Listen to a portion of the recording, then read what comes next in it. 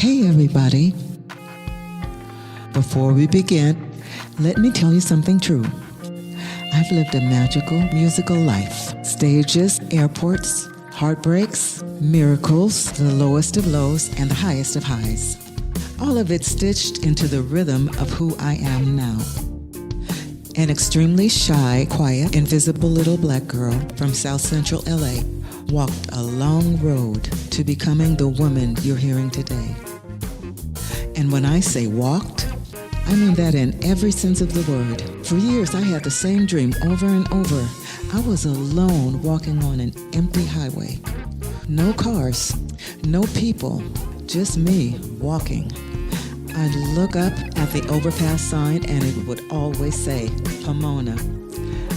I understood the assignment. I was meant to walk from Pomona all the way to Los Angeles. No vehicles, no shortcuts, just step after step after step. I remember feeling the weight of it, the knowing that the journey would be long, lonely, scary, and possibly treacherous, but unavoidable. So I put my head down and I walked, literally and figuratively. And somewhere on that road in life, not just the dream, I learned something precious. The stories that heal us, that inspire us, that transform us, they aren't always the ones sung the loudest. They're the ones carried softly, whispered from soul to soul. So this space we're creating together, it's not a show. It's a safe space where beautiful things can happen, where uncomfortable things can be named, where truth gets to breathe. It's me, a woman carved in deeper tones, carved by time, carved by truth. Speaking to you, and I want to ask you something. Have you ever walked a road like that? Have you ever known deep down that your life was asking something big of you? Even before you had the words for it. Do you recognize yourself here? Do you feel something stirring as you listen?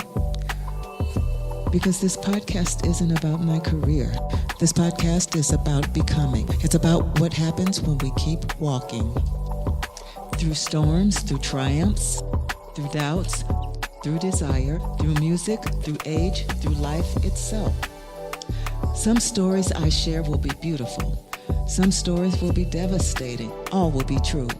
And I'd love for you to be a part of this. To listen, to reflect, to respond, to chime in when something lands in your bones. Because wherever you are on your journey, you're welcome here.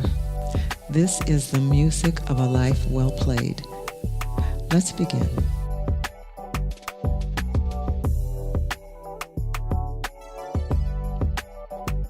Storytime, R and the Ring.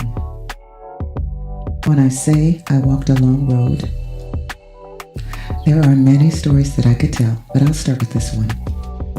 And this is the story about the very first time I had the recurring dream that I was walking alone on the freeway.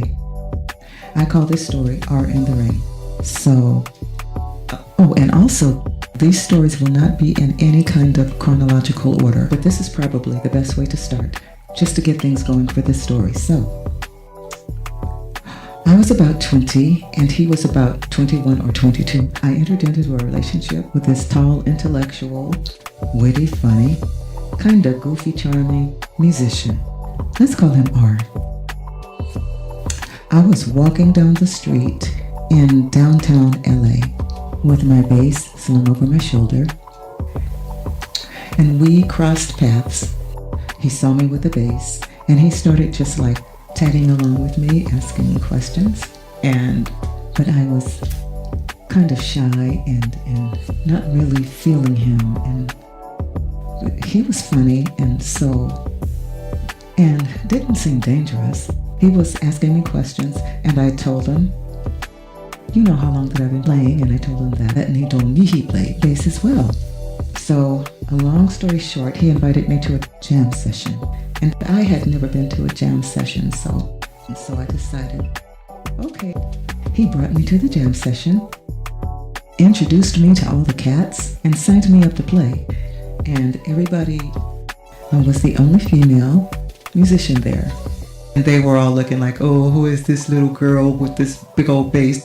I'm sure they were thinking, oh, that's so cute. So I was really shy and I was really nervous. But I had this determination. Though I was shy, I had this determination because there was this passion of music that needed it to just push through.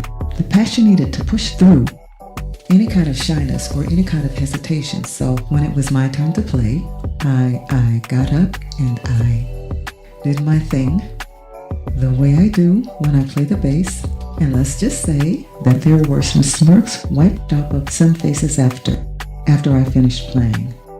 It was a good experience. It was a good experience. So after that, he began to really pursue me, and he was really very persistent. And I wasn't really interested in a relationship. I was only interested in, practicing, getting better, because I wanted to play. I wanted to be a musician. I wasn't thinking about getting married or having kids.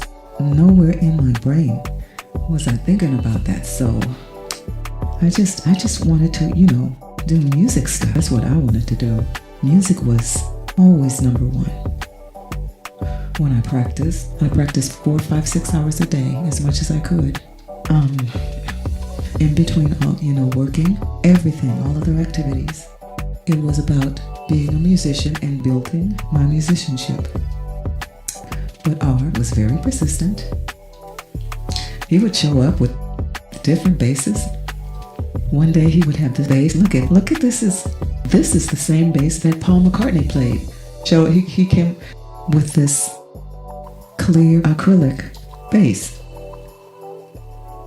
I'll never forget that bass. Really weird. But all of these different basses, he bring them over and let me play it and let me borrow it. And he believed in me. He really did. He did understand my passion. So eventually, we fell very deeply in love. And little by little, my brother and I had been roommates, but my brother got married and moved out. And R, little by little, moved in. And at first things were really, really good. They were working out really well. We had a lot in common. We had a good foundation. And, he was accomplished. He was educated. He was formally trained, had experience. There was a lot he could teach me, and he did. Yeah, he was already doing session work. He was already playing professionally. And, he did introduce me around quite a bit. And I learned a lot. I learned a lot about musicianship, about music, from him. So yeah, our relationship was really good. He had taken me home to meet his family. They were very wonderful, beautiful, sweet family, and they really took to me, and I took to them. And the same with my family. They all really loved him, and he loved them too. So it seemed like, and my mom told me, you hold on to this one, he's going to take care of you. I remember her saying that. This one, he's going to take care of you. We settled into this specific groove that wasn't really conventional, but our relationship was sort of unconventional, me being a female bassist, which was just unusual at that time. And I was working a 9 to 5. But I also cooked and cleaned but held a steady job and paid the bills and tried to keep my practice schedule and, still continue to try to be, to learn and keep up my 4 or 5, it's impossible to do sometimes, 4 or 5, 6 hours to practice. But anyway, I tried to keep all that up, but he was at home and I was the one that was working. But he had some really good gigs, album projects, recording projects, because he was a really good seasoned bass player. But he would make some money too, but mostly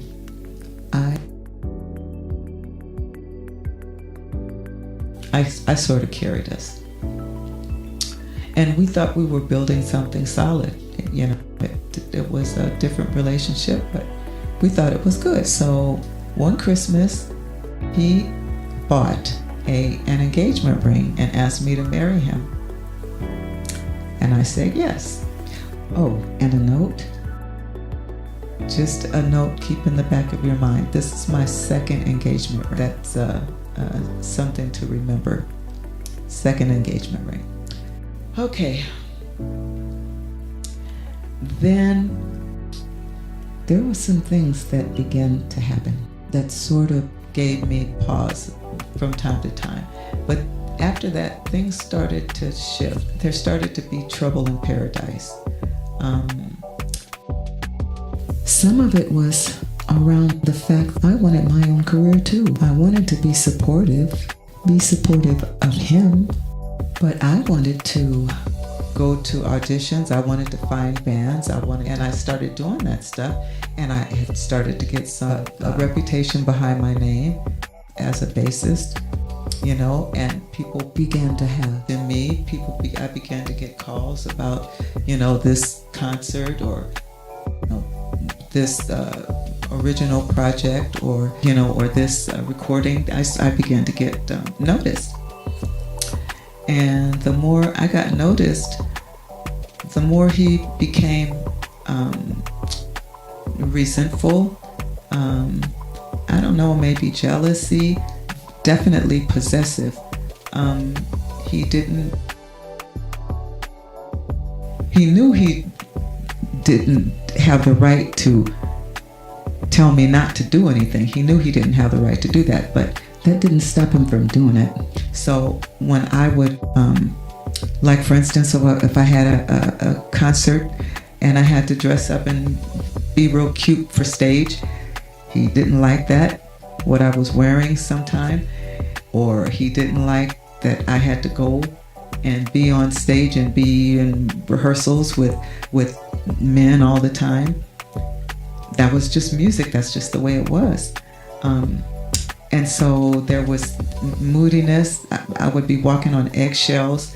And then sometimes there was money problems. And so just over time, things started to be really kind of tense and difficult. One night, I came home from work and I had to pick up my bass and go right back out and go to a rehearsal. So got to the rehearsal, found out there was some kind of emergency and the rehearsal got canceled. So I said, okay, well, I'll just go right back home, but just and get some sleep. Working all day and then coming to do a rehearsal. I said, okay, I was tired anyway. So went back home and he was at home.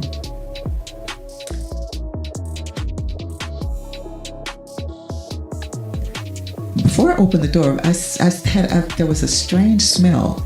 Before I even opened the door, I said, what is that smell? I opened the door. The whole house was dark. All the lights were out. And he was sitting on the couch, smoking crack. And I was shocked. Because I didn't do no drugs. I didn't do no smoking, no drinking, no nothing. I was a teetotaler and I didn't mess around with nobody's drugs. I didn't think he did either. And I was shocked. I was absolutely shocked. I said, what are you doing? And you know, I was very naive. And I was very forgiving. And I never fussed and argued. He gave me some, I was just relaxing. And I said, what is that smell? I don't know what crack cocaine smelled like, but I think that's what it was. And there was this heavy smoke in the house. And I'm sure that's what it was.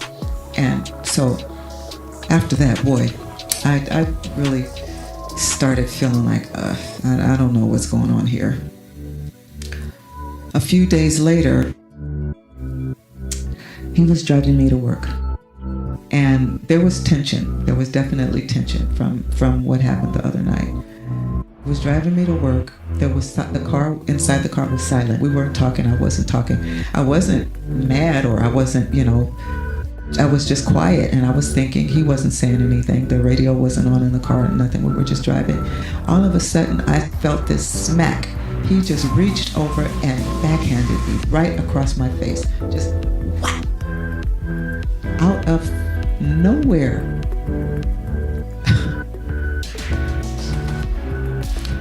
I said, what are you, what did you, that's what I said. What the fuck? I didn't really curse. I probably didn't say, what the fuck are you, I didn't. I was just a little naive bass player. I didn't yell or scream or anything. I said, what was that for? And he didn't say anything. He never he would do these things and I'd never say anything if I asked questions, if I was, not scared enough to ask a question. I said, and he didn't say anything, and I said, that is it. That's it, I'm done. We got to my job. I went to work. He came pick me up that night, and I started making my plans in my head.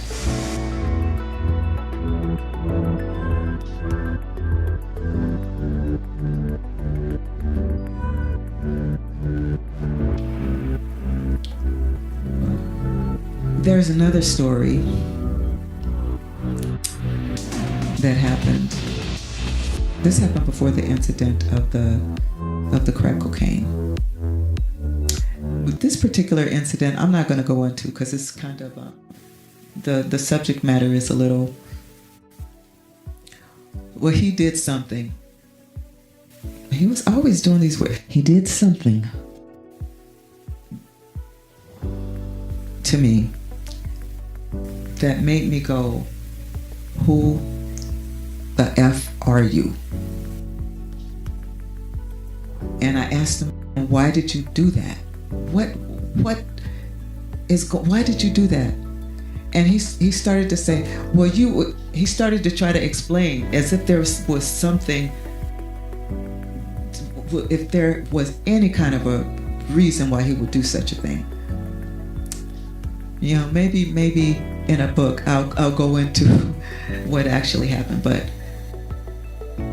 he tried to he started trying to explain, and then he realized that he shouldn't. Maybe that's why he never said anything, because there was nothing that he could say. It was just freaking weird and not nice and cruel. So a few days later, so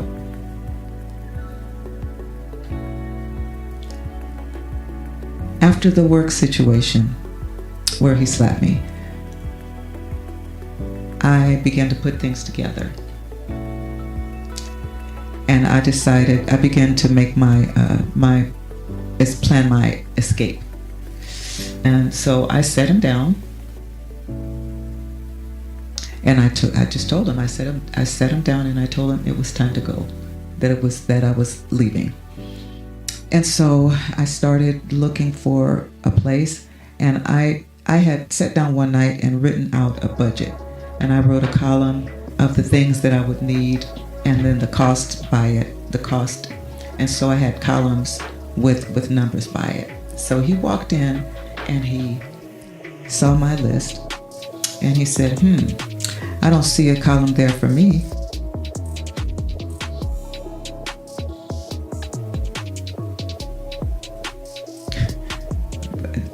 I didn't say anything. This time I didn't say anything. He actually thought that I should have a column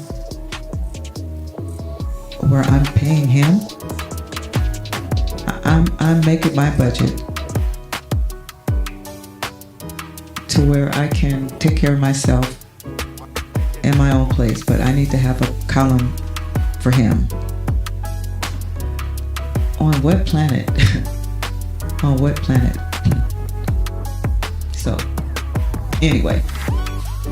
So I searched and I found this really cute, clean, safe, one-bedroom apartment that was close to my job. And when it was time for me to move, baby, I took my clothes, my music system, and my pots and my pans. And that was it. I left everything else behind, and I got the hell out of Dodge. Sure did. With my pots and pans and my music system and my clothes. The first night of me in my apartment alone, I was feeling new and free and happy, even though sitting there in my empty apartment. That was the night, the very first time I had the dream of walking on the I-10 freeway. Alone, walking, no cars, no people, just me walking. Looking up at the overpass and the sign said Pomona. And I knew I had to walk from Pomona all the way to LA, Los Angeles. That was the long road.